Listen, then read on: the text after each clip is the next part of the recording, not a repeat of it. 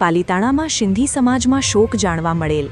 વિગત મુજબ ગઈ રાત્રિના 8 વાગે ઘરેથી નીકળી જતા સુસાઇડ નોટમાં જાણ કરેલ કે મારે ઘરના સાથે કોઈ વાંધો નથી, પણ મારે શેર બજારમાં લેણું થઈ જતા હું આત્મહત્યા કરવા પાલિતાણામાં આવેલા ભવાની તળાવમાં જઈ રહ્યો છું. ગત રાત્રિના 9 વાગે તેમના પરિવારને કોઈ જાણ કરેલ કે તમારા દીકરાની ટુ વ્હીલ તળાવના કિનારે પડી છે. ત્યારે તેના પરિવારે તંત્રને જાણ કરાતા રાત્રિના સમયે પણ તંત્ર ખડે પગે કામ કરી યુવાનને તળાવમાંથી બહાર કાઢી અને પોસ્ટમોર્ટમ માટે માનસિંહજી હોસ્પિટલમાં ખસેડવામાં આવ્યો હતો. યુવાનનું નામ જીતુ સિંધી જાણવા મળેલ છે. APN અસૂલ ન્યૂઝ પાલિતાના.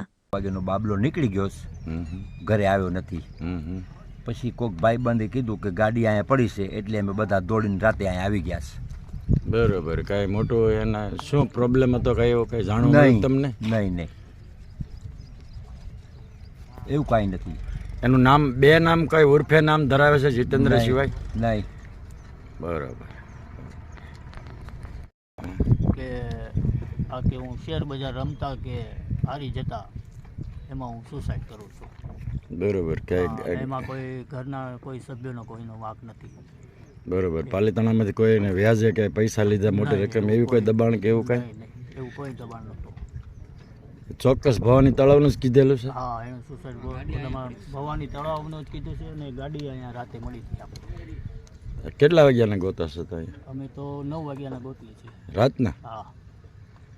શું તમારું નામ? હિતેશભાઈ. હિતેશભાઈ? હિતેશભાઈ પ્રકાશભાઈ.